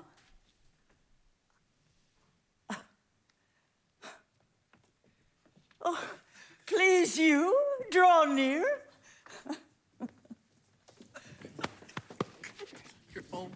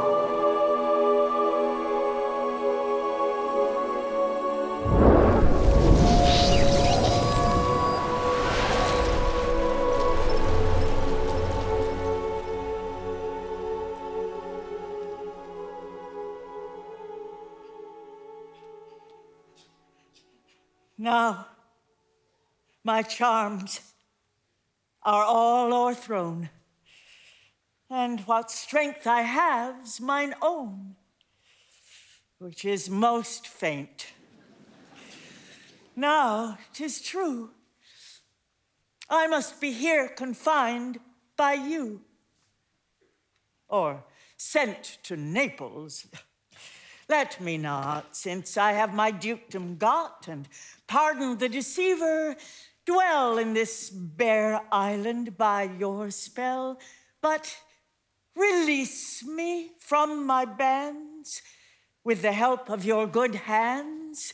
Gentle breath of yours my sails must fill, or else my project fails, which was to please. Now I want spirits to enforce, art to enchant, and my ending is despair, unless I be relieved by prayer, which pierces so that it assaults mercy itself and frees all faults, as you from crimes would pardoned be. Let your indulgence set me free.